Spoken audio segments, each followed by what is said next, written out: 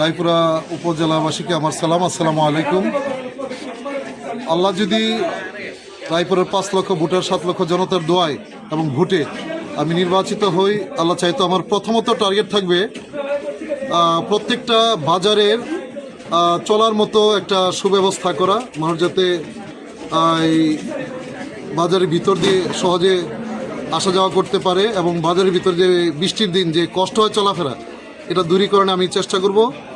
আর নেশাদ্রব্য এগুলি 100% বন্ধ করব। চর অঞ্চলের মাঝে যে একটু মনোমালিন্য হয়, গোষ্ঠীগত দ্বন্দ্ব হয়, এটা নিরসনে আমার শতভাগ চেষ্টা থাকবে। আর চর অঞ্চলের মধ্যে মির্জার চর, তারপর চর মদুয়া, এসব এলাকায় যে মাটি অবৈধভাবে বালি উত্তোলন হয়, এগুলি আমি বন্ধ করব। সার্বিকভাবে আমার টার্গেট থাকবে মানুষের কল্যাণ করা। আর এই কল্যাণটা আমার দুইটা দিক থেকে হবে। একটা হচ্ছে মানুষ যেন পার্থিবভাবে শান্তি পায়, পরকালে তারা জান্নাতে যেতে পারে, সেই ধরনের একটা পরিবেশ আলেম ওলামাদেরকে নিয়ে, এবং যারা সনাতন ধর্মে রয়েছেন তাদেরও ধর্মীয় শিক্ষা রীতিনীতি যাতে পালন করতে পারে এবং তাদের শিশুরা যাতে মন্দিরভিত্তিক শিক্ষা পায়, সে ব্যাপারে আমার টার্গেট থাকবে। আর শিক্ষা, আমি যেহেতু একজন বিশ্ববিদ্যালয় থেকে পাশ করা এবং পিএইচডি গবেষণারত আছি, আমি শিক্ষার ব্যাপারে রায়পুরার সকল ছাত্রছাত্রীকে মাদ্রাসা, স্কুল, কলেজ সব জায়গায় তারা যাতে কর্মমুখী শিক্ষা পায়, তারা যাতে বেকার মুক্ত থাকতে পারে পাশ করার পর, এমন একটা ব্যবস্থা আল্লাহ চাইতো আমি জনগণের টাকায় সরকারের সুযোগ সুবিধা নিয়ে রায়পুরাকে একটা উন্নয়নের মডেল হিসাবে আমি বিশ্বের বুকে, বাংলাদেশের বুকে আমি দাঁড় করাতে চাই। আমি নির্বাচনী প্রতীক হচ্ছে মাইক মার্কা প্রতীক।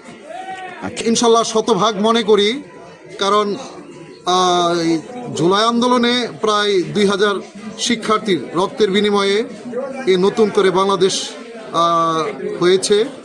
এই বাংলাদেশে দলমত নির্বিশেষে সবাই এবার অবাধ সুষ্ঠুভাবে ভোট প্রয়োগ করতে পারবে। এখানে রাজনৈতিক প্রতিহিংসা থাকবে না এবং আমাদের পুলিশ বাহিনী, নির্বাচন কমিশন, তারপর সিভিল প্রশাসন এবং আর্মি প্রশাসন সুষ্ঠু সুন্দরভাবে ইলেকশন সম্পন্ন করার জন্য আমাদের প্রতিশ্রুতি দিয়েছে।